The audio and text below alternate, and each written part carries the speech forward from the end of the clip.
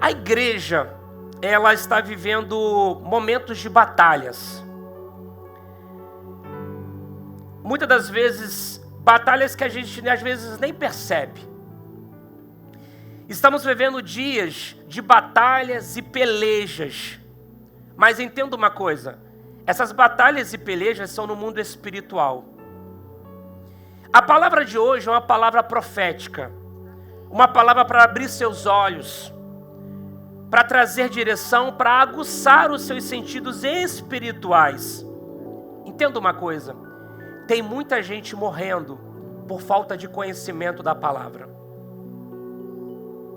Vou repetir para você, existem muitas pessoas que estão morrendo hoje por falta de conhecimento da palavra. E quando eu falo de morte, não é morte física, é morte espiritual. Estão aterrorizadas, vivem com medo, vivem com ansiedade, vivem com depressão e outros males. Sabe por quê? Porque falta-lhe o conhecimento da palavra. O que nós pregamos aqui não é uma religiosidade. O que nós pregamos aqui não é uma religião. Nós pregamos Jesus Cristo. E Jesus Cristo, você tem acesso direto a Ele.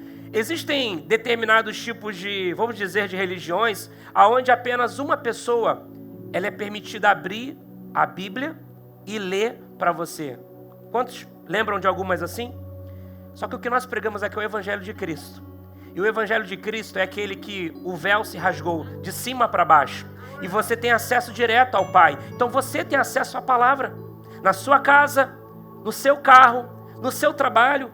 Por isso que eu digo para você que muitas pessoas estão morrendo por falta de conhecimento da palavra, para dar instrução, para dar direção para a vida. Não estão conseguindo superar, mediante tantas percas de pessoas, tendo em vista distâncias, ou até mesmo pelo novo e o desconhecido caminho. E nós, como imigrantes aqui, sabemos disso todos os dias. Nós estamos trilhando um caminho novo, um caminho muitas vezes que é desconhecido. E nós precisamos da palavra. Nós precisamos entender que existem batalhas espirituais que estamos travando. Mas entenda uma coisa, essa batalha, como eu falei, não é uma batalha física, ela é uma batalha espiritual. Mas entenda, essa batalha atua no silêncio. E aí que vem o perigo. Porque o inimigo, ele não anuncia quando vai atacar. Quando o ladrão vai na sua casa, ele não anuncia quando vai invadir a sua casa, ele simplesmente entra. E aí a palavra de Deus, a palavra de hoje é uma palavra para poder trazer, aguçar os seus sentidos, para você poder entender. Há alguns minutos atrás, no nosso pré-culto, junto com os voluntários, eu estava falando sobre isso. De que os nossos olhos, a nossa boca, os nossos ouvidos, os nossos sentidos, o nosso tato, precisa estar muito em sintonia para a gente poder entender. Olhe para cá. Para a gente poder entender tudo o que está acontecendo no mundo físico, é uma resposta, é uma consequência de batalhas no mundo espiritual. Às vezes é a maneira como você fala, às vezes é a maneira como você olha, às vezes acontece uma coisa tão simples, talvez na sua casa, algum ato em família, ou um ato entre amigos, uma palavra que foi lançada, e seja o que for, e talvez a gente não percebe que aquilo foi um dardo inflamado. Você entende isso? Às vezes no mundo físico, a gente não consegue entender que existe toda uma conspiração e de um inimigo satânica contra a nossa vida no mundo físico.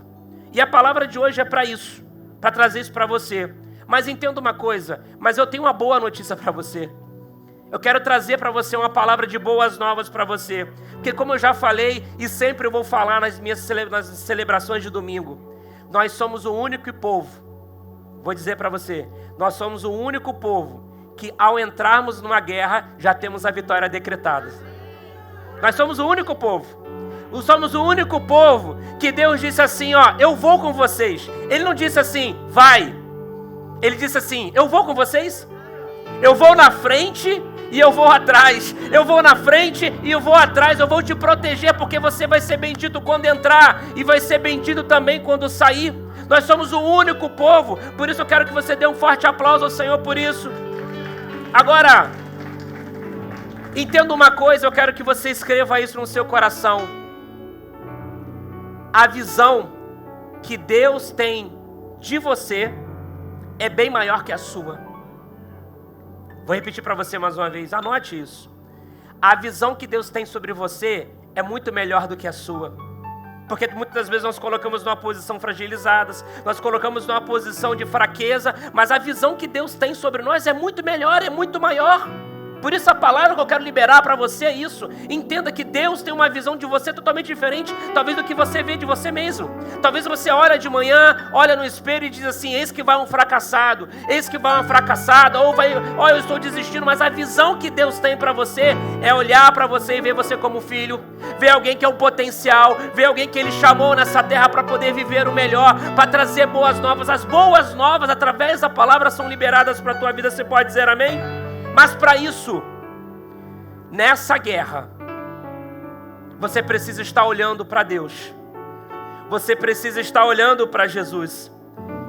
E algo que aquece muito o meu coração, que eu quero compartilhar com você, é Salmos capítulo 20, versos 7. Ele diz assim, muitos confiam em carruagens. Muitos confiam em homens. Muitos confiam no seu trabalho, muitos confiam no seu dinheiro. Aí o salmista diz assim: mas eu confio no Senhor dos Exércitos. Eu confio no Senhor dos Exércitos, aquele que vai à minha frente pelejando por mim. Por isso pega essa palavra, pega esse salmo para aquecer o teu coração. Não confie nas carroças, não confie na sua capacidade, não confie no seu dinheiro, no seu trabalho. Confie no Senhor, porque Ele vai à frente. Ele já decretou para a tua vida que eu estarei com você. Vamos à mensagem de hoje. Repita comigo: saia da retaguarda. Repita comigo: saia da retaguarda. Vire para essa linda que está à sua frente, está do seu lado, atrás de você, e diga: saia da retaguarda. Saia da retaguarda. Isso. Abra sua Bíblia no livro de Hebreus, capítulo 10, verso 39. Depois nós vamos ler Deuteronômio, capítulo 25, dos versos 17 a verso 18. Vamos ler primeiro Hebreus, capítulo 10, verso 39.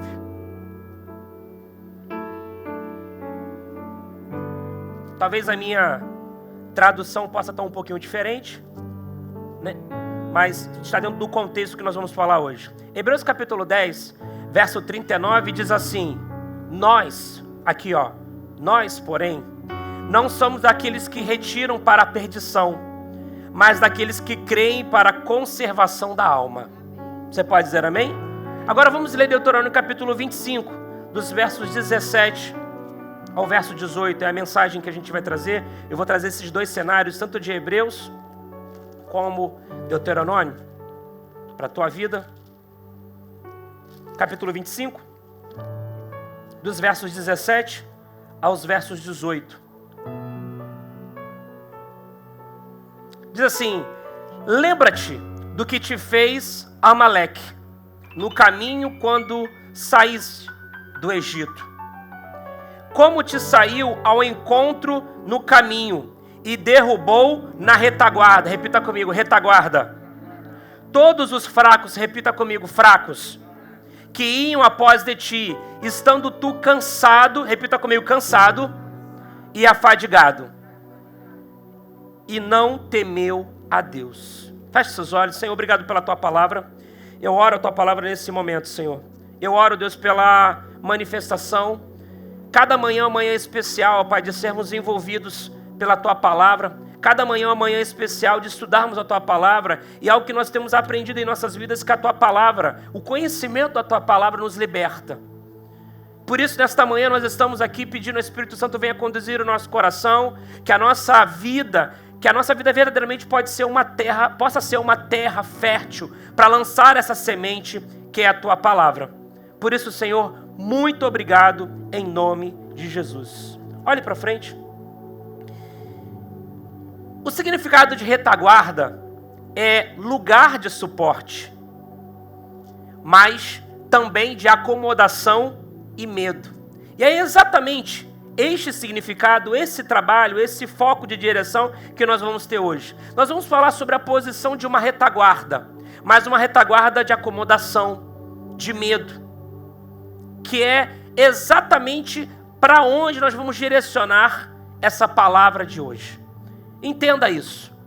Deus nos chamou para avançar, não para ficar estagnados. Muitas vezes ficamos na retaguarda por medo, por insegurança e por comodismo. Quando a gente fala sobre essa questão da retaguarda, eu tenho umas perguntas para você e gostaria que você analisasse essas perguntas hoje, nesta manhã. O que torna uma pessoa frágil para um ataque do inimigo? O que te torna frágil para o ataque do inimigo? Você faça essa pergunta nesta manhã. De que maneira espiritualmente podemos nos encontrar na retaguarda no nosso dia a dia? Uma próxima pergunta. Como podemos permanecer firmes e evitar ficar para trás na caminhada da fé? Você faça essas perguntas nesta manhã. O que podemos fazer, o que você pode fazer para continuar firme e evitar ficar para trás na caminhada da fé? O que nos torna presas fáceis para o inimigo, para os ataques do inimigo no nosso dia a dia? E o sermão de hoje, a palavra de hoje, eu vou te ajudar talvez a te responder essas perguntas. Agora, deixa eu contextualizar você sobre esse fato histórico.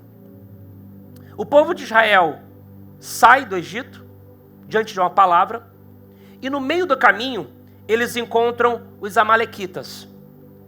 Os amalequitas eram uma tribo, um grupo de pessoas com grande hostilidade, perversas. Os amalequitas eram um povo nômade, que habitava na região do deserto de Sinai e no sul de Canaã. E em Deuteronômio capítulo 25, dos versos 17 ao 18, há uma narrativa sobre isso. Eles atacam os israelitas de uma forma traiçoeira, atacando os mais fracos e os retardatários da caravana. E este ataque ocorreu logo após a travessia do Mar Vermelho, antes da chegada no Monte Sinai. Agora, entenda uma coisa. O que aconteceu ali foi que no trajeto até a chegada à Terra Prometida, ou bem antes do Monte Sinai, existiam aquelas pessoas que estavam fracas, existiam aquelas pessoas que estavam desanimadas, existiam aquelas pessoas que estavam com medo, existiam aquelas pessoas que estavam vivendo em ansiedade, e essas pessoas estavam no final da fila, ou seja, estavam na retaguarda. Repita comigo, retaguarda. E eram as pessoas que estavam suscetíveis às ações dos inimigos. E quando os amalequitas fizeram, o que eles fizeram? Foram destruir quem? Os mais fracos. E a palavra que eu quero trazer para o teu coração nesta manhã é isso. Saia da retaguarda. Porque num local de fragilidade, onde você se encontra, onde você se deixa ficar, é o local onde você está mais suscetível às ações do inferno. Principalmente aqui nessa nossa nova vida de imigrante, essa nova vida aqui nessa terra, principalmente nisso. Em uma guerra, entenda isso, anota isso no teu coração. Em uma guerra, não é apenas a força que faz você ganhar, mas a posição estratégica aonde você está. Você entende isso? Em uma guerra, muitas das vezes, não é somente a força que vai fazer você ganhar, mas a estratégia da posição onde você está. Eu quero te contextualizar sobre isso. Existem momentos, existem fases em nossas vidas que nós estamos fragilizados, que nós estamos fracos. E está tudo bem, isso vai acontecer. Agora, nesse dia, aonde há fraqueza em você, aonde há um espírito angustiado, talvez há uma ansiedade, a posição onde você se encontra vai dizer para você se você vai ser uma pessoa derrotada ou vai ser uma pessoa vitoriosa. Entenda uma coisa. Não esteja sozinho. Você entende isso? Faz sentido para você? Não esteja sozinho. A palavra diretiva para você que eu quero trazer para o teu coração nesta manhã é: não esteja sozinho. Esteja sempre acompanhado. Esteja sempre com um grupo de pessoas que possam te ajudar. Porque nós como seres humanos, em situações adversas, vamos nos colocar em posições aonde estaremos ali fragilizados, estaremos expostos a isso. Pense numa guerra, aonde os fracos estão no final. Qual que é a posição da batalha? Vai para o meio. E seja rodeado de pessoas ao seu redor para lhe trazer força, para te trazer uma palavra de encorajamento, para te trazer uma palavra para cima. E a palavra que eu quero trazer para o teu coração nesta manhã é: saia da retaguarda, não fique sozinho. Eu vou lembrar você, o que a palavra diz? Que o diabo está ao nosso derredor. E o que é o derredor? Ele fica ali, ó, ao seu redor. Derredor, porque ao seu redor estão os anjos do Senhor, está ali, e ele está ao derredor, tentando de alguma forma ter acesso a você. E quanto mais você está distante, quanto mais você está na retaguarda, nos fundos, você está sensível, suscetível a dardos inflamados, à ação do inferno. Você entende isso? E vou dizer para você mais uma vez: em uma guerra, não é apenas pela força que ganho, mas é pela posição estratégica que ocupo. O povo hebreu estava debilitado, pois havia tomado a posição de sair do Egito e enfrentado o desafio do Mar Vermelho e a pressão do exército de Faraó. Quando tudo parecia resolvido, o que acontece? Aparecem os amalequitas, que surpreendem o povo, atacando-os em sua retaguarda, como diz a palavra. O inimigo queria neutralizar, antes da chegada à terra prometida. Deixa eu dizer para você, o diabo quer roubar o teu lugar no oásis. O inimigo quer roubar o teu lugar na terra prometida que Deus já liberou para a tua vida. Por isso, o inimigo precisa bater em retirada, ao olhar que você não está sozinho. O inimigo quer te retirar do caminho que te leva para a terra que mana leite e mel. Precisamos reforçar nossa retaguarda. Agora, anote o ensinamento.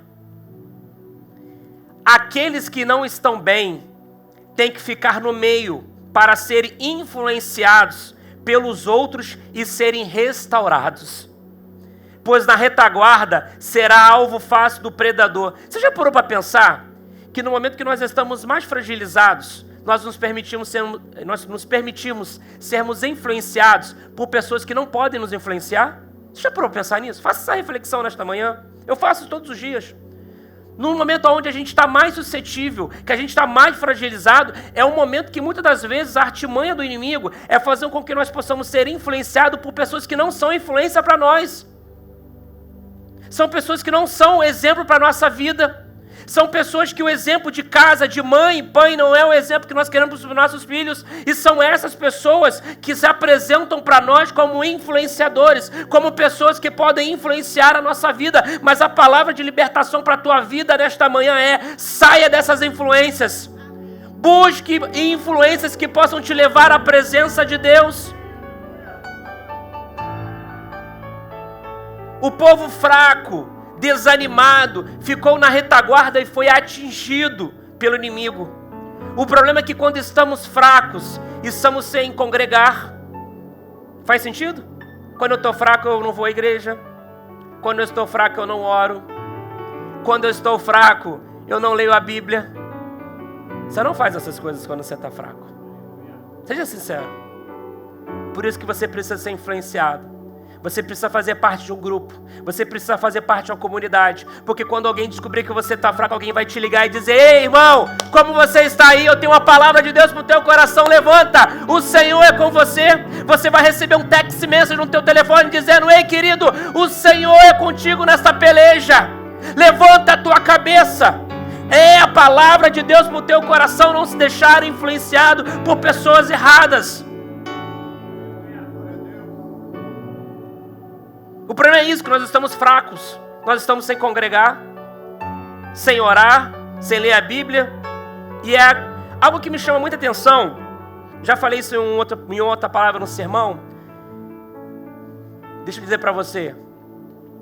Igreja não é lugar para você poder esconder quem você é. Igreja não é lugar para você esconder a tua condição. Igreja não é lugar para esconder quem você é. Igreja é lugar para você mostrar quem você realmente é, porque aqui é o lugar da cura, aqui é o lugar para mudar a tua vida, ser transformado pelo Evangelho de Cristo. Não permita que você venha para a igreja e se coloque numa posição como se você estivesse ali, como se você estivesse escondendo em você. Não, igreja não é para isso. Sabe para que a igreja é? A igreja é um lugar aonde você acabou de fumar um cigarro, você entra pelaquela porta e fala assim: eu estou aqui porque eu fumei um cigarro hoje, eu não queria, e eu quero mudar a minha vida. Eu acabei de beber uma bebida alcoólatra ali, espanquei uma pessoa, briguei, que entrar pelaquela porta e dizer: eu quero mudança da minha vida, eu quero mudar o meu estado. Entrar pelaquela porta e dizer: estou me separando da minha mulher, estou me separando do meu homem, mas eu quero retornar para a minha família, eu quero ter uma família restaurada. Igreja é o lugar para isso. Igreja não é um lugar para vivermos de aparência. Igreja é um lugar para que pessoas imperfeitas busquem o caminho da perfeição todos os dias. Esta é a igreja. Essa é a igreja verdadeira. Não é uma igreja onde você vai colocar uma roupa bonita, mas por dentro está um sepulcro caiado, está uma vida dilacerada, uma vida terrível, abandonada, sem princípios. Igreja é um lugar de pessoas imperfeitas que buscam o Senhor. Por isso, deixa eu dizer uma coisa para você. Se a igreja é um lugar de pessoas imperfeitas, pare de olhar para a vida do teu irmão e olhe para Jesus, porque Ele é perfeito. Ele é perfeito. Ele é perfeito. Você pode dar um forte aplauso do Senhor, pode se manifestar. Se eu estou na igreja por causa de Jesus, querendo buscar uma mudança na minha vida, se eu estou buscando em Jesus a perfeição, é contraditório. Eu não vim na igreja por causa de A ou a B, porque eu não estou na igreja por causa de A ou B, de X, de Deltrano, de Ciclano. Eu estou na igreja por causa de Jesus, porque eu quero aqui estar junto de pessoas que professam a mesma fé, pessoas que estão buscando a mesma coisa que eu, porque nós estamos aqui buscando, sabe o quê? Ouvirmos a palavra e melhorarmos a cada dia. Estamos num processo contínuo de melhoria. Você pode dizer amém? Isso é o lugar, isso é a igreja. E o problema é que nós nos escondemos. Nós nos escondemos todos os dias. Entramos na igreja, queremos manter uma posição social, uma posição da nossa vestimenta, seja o que for. Mas entenda uma coisa: a igreja não é um local para você poder se esconder. Igreja é o local para você poder dizer: eu preciso de ajuda. Igreja é o local aonde você precisa mandar uma mensagem para o seu pastor, para o seu irmão e lá e falar assim: eu preciso de uma oração. Eu preciso de uma oração. Eu preciso de uma oração. Eu preciso de uma palavra. Isso é igreja. Igreja é o local de quando alguém chega e fala assim: Deltrano está mal, Deltrano não está bem. Liga para ele, a gente liga, manda uma mensagem, faz uma oração, porque isso é igreja. Isso é igreja. Igreja, isso é igreja. Isso é o corpo de Cristo. Por isso, saia da retaguarda, saia da posição de fragilidade que muitas das vezes nós nos colocamos. Sozinho você está indefeso, está suscetível aos ataques do inimigo. E eu quero te encorajar a isso. Nós fazemos 2 celebrações nas semanas, né? Existem algumas... Eu vim disso, tá? Eu vim desse local que tinha celebração, que a gente chamava de culto, né? Segunda, terça, quarta, quinta, sexta, sábado, domingo, de manhã, de madrugada. Você também de repente passou por isso. Querido, a gente só tem 2 vezes na semana. Deixa eu te falar uma coisa. A celebração de quarta-feira, ela nem existia. A pastora Thaisa está aqui como testemunha. A gente criou a quarta-feira, sabe para quê? Para as pessoas que domingo de manhã estão trabalhando e não podem vir na igreja. Sabe por quê? Para criar um ambiente para você poder estar com a gente. Para você não estar sozinho, para você poder não estar distante. Tem 2 celebrações. Se você não pode vir no domingo, você que está participando online, está ouvindo online a gente no YouTube, se você não pode vir no domingo, venha na quarta-feira, mas venha à igreja. Venha à igreja para poder estar aqui junto em família, para receber um calor humano, um calor da igreja. Isso é igreja. A gente vai começar agora com os Families Groups, que são as reuniões familiares. Queridos, faz uma força. Eu quero todo mundo em um Family Group. Toda semana eu quero você em algum grupo de família, orando, uma horazinha dentro da casa, a gente orando, buscando a palavra, tendo um momento de comunhão. Entenda isso são coisas criadas para a gente poder estar perto, para você não estar sozinho. Igreja não é lugar de nos escondermos. Igreja não é lugar de esconder quem nós somos.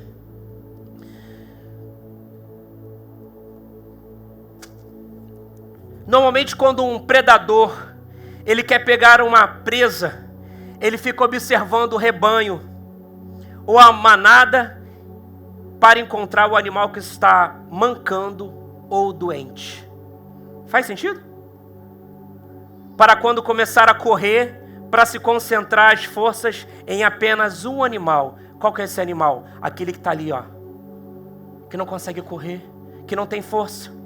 Ei, entenda uma coisa, são os desfalecidos, os abatidos, os fadigados que ficam na retaguarda, ficam desanimados, perdem a sensibilidade no momento que estão vivendo e não conseguem acompanhar os outros. Cuidado com os amalequitas. Cuidado com os amalequitas, esse povo traiçoeiro, que tenta te influenciar, mas no fim quer te destruir a tua casa, destruir a tua família. Eles ficam procurando como caçadores na tua retaguarda para dar o bote. Lembre-se, sua posição define sua conquista. Nesta manhã eu quero te dar alguns ensinamentos para identificar quando você está na retaguarda e como sair dessa posição. Você pode dizer amém?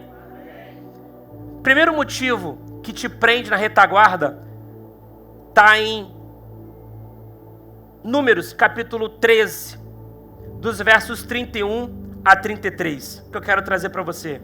Um dos primeiros motivos que te prendem na retaguarda. Números, capítulo 13, verso 31 ao verso 33, que diz assim: porém, os homens com que eles subiram disseram: não podemos subir contra aquele povo, porque é um povo do que nós, é um povo mais forte do que nós. E infamaram a terra que tinham espiado, dizendo aos filhos de Israel: a terra pela qual passamos a espiá-las é terra que consome os seus moradores.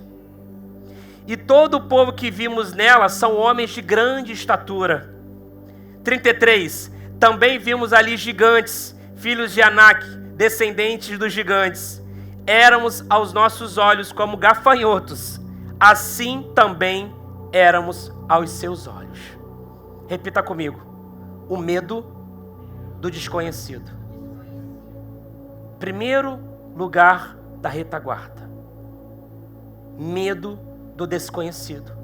Essa passagem bíblica fala sobre os espias que foram enviados para poder verificar a terra de Canaã, a terra que manava leite e mel. Quando os espias retornaram, muitos trouxeram uma mensagem desoladora, dizendo assim: ó, não vamos lá não, hein? Tem gigantes lá.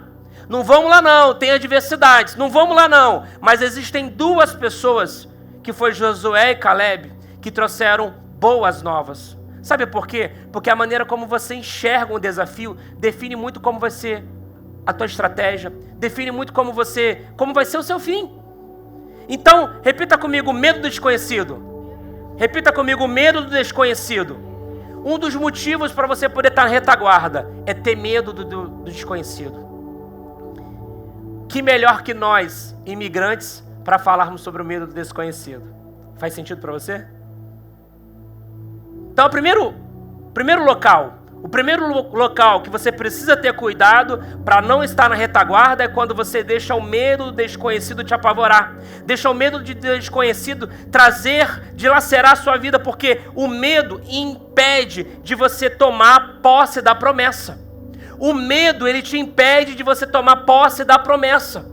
Por isso, em nome de Jesus, querido, eu quero profetizar sobre a tua vida. O medo, ele não vai te guiar. O medo não vai ser o rei na tua vida. O medo não vai ser quem vai dar direção para a tua vida. Sabe quem vai ser direção para a tua vida? Vai ser as promessas do Senhor. Você pode dizer amém? As promessas do Senhor vão reger a tua vida em nome de Jesus. As promessas do Senhor vão ser a direção para a tua vida. O medo não vai te dominar.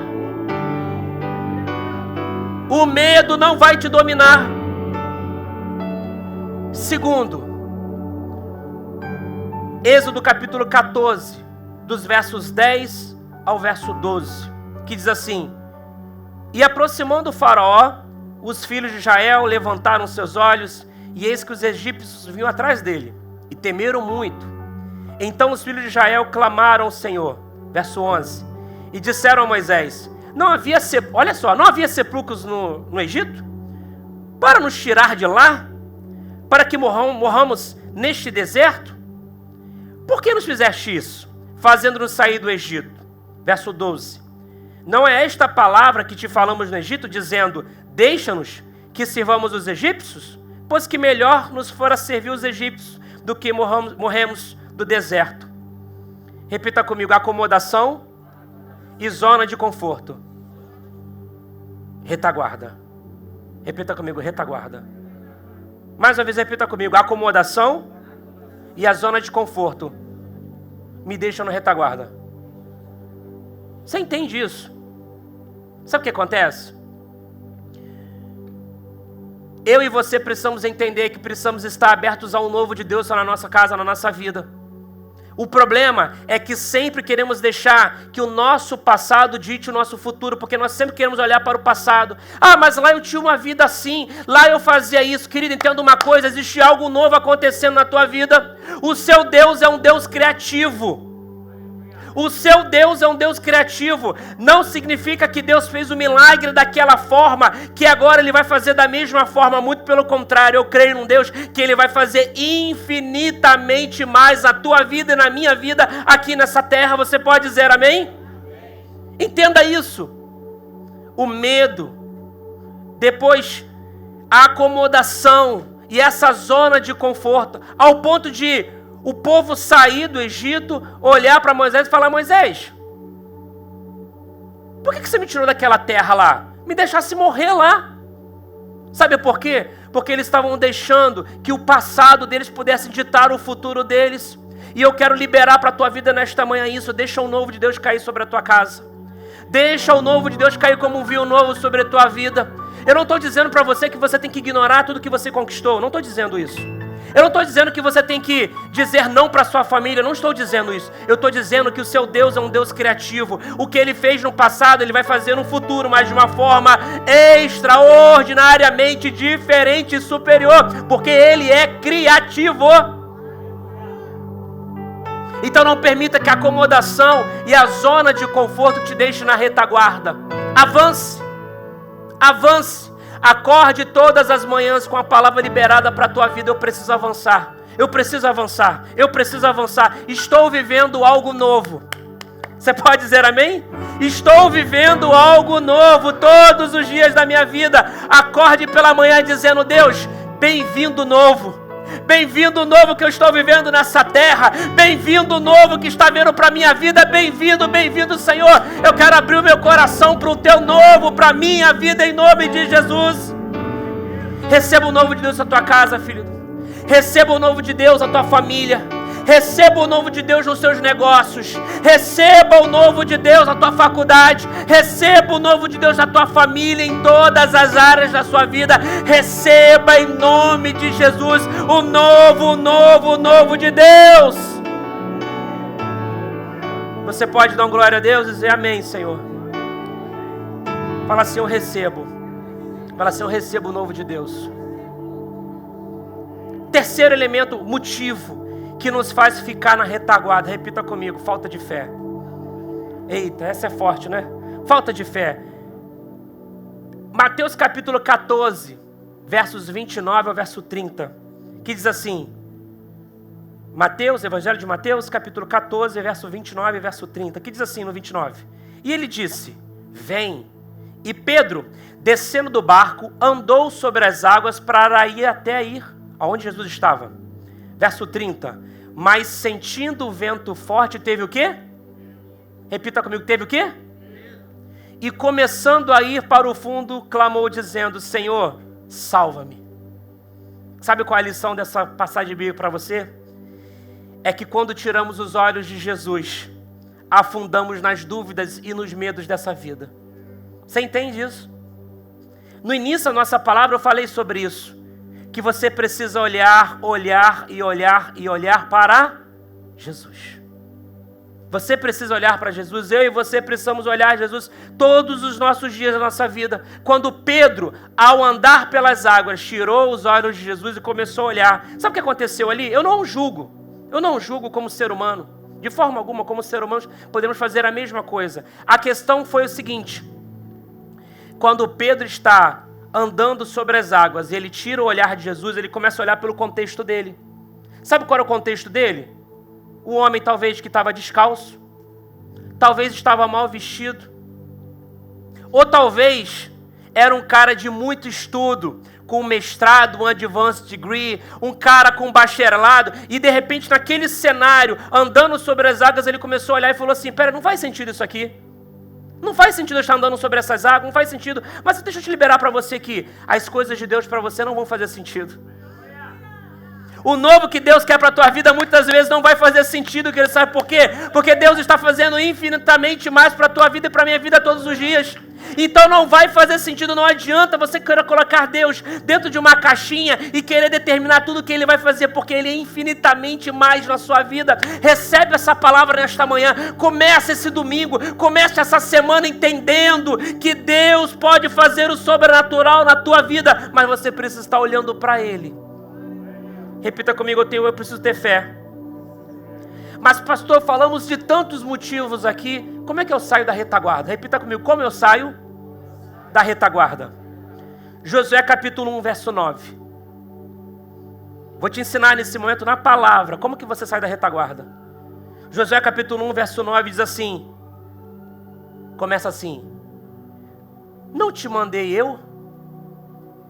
Esforça-te e tem bom ânimo, não temas, nem te espantes, porque o Senhor teu Deus é contigo por onde quer que andares. Repita comigo: obedecer ao chamado de Deus é a primeira ferramenta que você vai utilizar para não ficar na retaguarda. Obedecer à vontade de Deus, porque Ele disse, se Ele está dizendo a Josué: Josué, não te mandei eu, Deus estava falando para Josué: Josué, não te mandei eu? Esforça-te. Sabe qual é a palavra de Deus para você? Quem te trouxe para a América? Foi Deus? Então se esforça, meu querido. Se esforça, porque Ele é fiel e justo para poder cumprir as palavras na tua vida.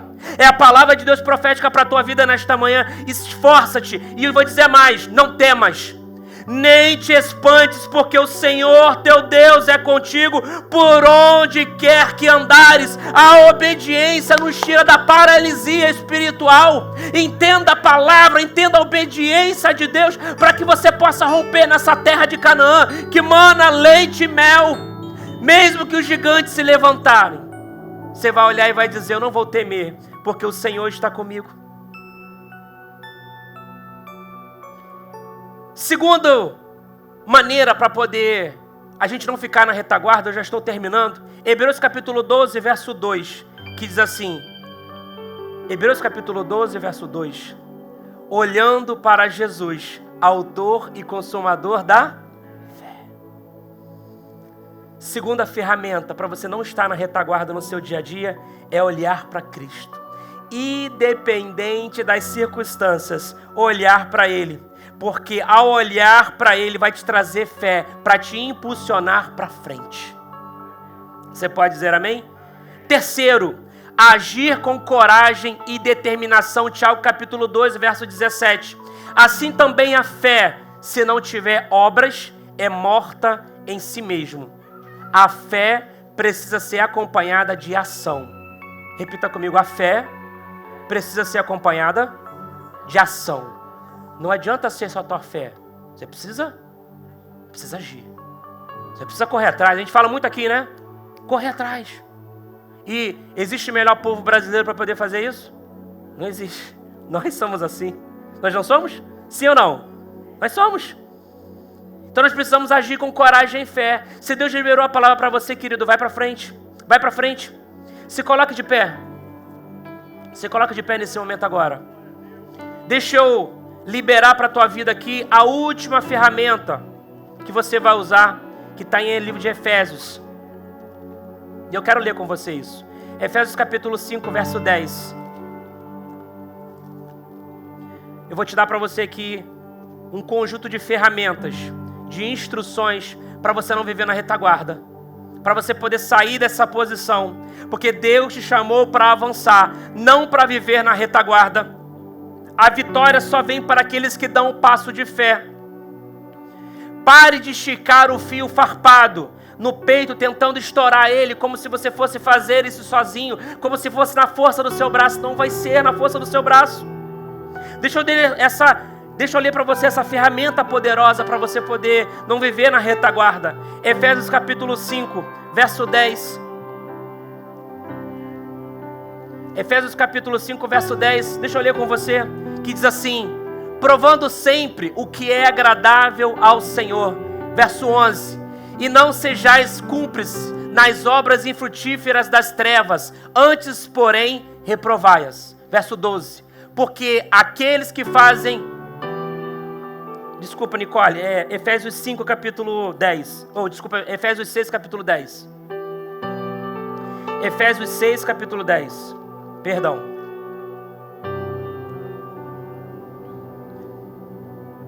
Quanto aos mais, sedes fortalecidos no Senhor e na força do seu poder. Revesti-vos de toda a armadura de Deus, para poderes ficar firmes contra as ciladas de quem? Do diabo. Verso 12. Porque a nossa luta não é o quê? Contra a carne, e sim contra os princípios e potestades, contra os dominadores deste mundo tenebroso, contra as forças espirituais do mal nas regiões celestes. Verso 13. Portanto, tomai a armadura de Deus, para que possais resistir o diabo mal, e depois de terdes vencido tudo, permanecer inabalável. Você entende a palavra de Deus? Segura aí, Nicole. Olha a palavra de Deus para a tua vida. Na tua vida vai se tornar inabalável. Sua família não vai ser tocada, as suas posses não vão ser tocadas, a tua casa vai ser como uma torre forte, inabalável pelo poder do Evangelho, inabalável pelo poder do Senhor. Verso 14. Estais, pois, firmes, cingindo-vos com a verdade e vestindo-vos da couraça da justiça. Verso 15. Calçai os pés com a preparação do Evangelho da paz. Verso 16. Embraçando sempre o escudo da fé, com a qual podereis apagar todos os dardos inflamados do maligno. Querido, você entende isso? Olha a palavra dizendo para a tua vida. Quer vencer os dardos do inimigo? E seja com o teu escudo da fé. A tua fé vai te mover. E quando você tem fé, você não anda segundo o que está acontecendo ao seu redor, mas se você anda de acordo com a palavra, porque a palavra já foi liberada para a tua vida, você pode dizer amém? Verso 17. Tomai também o capacete da salvação e a espada do Espírito, que é o quê? Deixa eu dizer para você. Espada, escudo, fé. Repita comigo. Espada, que é o quê? A palavra. E o escudo? Fé. O que você está fazendo agora aí? O que você está fazendo? O que você está pensando agora? Cadê a palavra na tua vida? Cadê a palavra? Cadê a espada? Querido, não abandona isso não. Não viva na retaguarda, não esteja sozinho, não esteja num local onde você está suscetível às ações do inferno. Você pode dizer amém? Você pode dizer glória a Deus? Agora pega a espada. Pega a espada, que é a palavra do Senhor, para poder guerrear. Pega o escudo da fé para você poder guerrear e você poder não ser impactado pelos dardos inflamados do diabo. A palavra de Deus para o teu coração nesta manhã é: saia da retaguarda. Saia da retaguarda, saia da retaguarda, saia da retaguarda em nome de Jesus.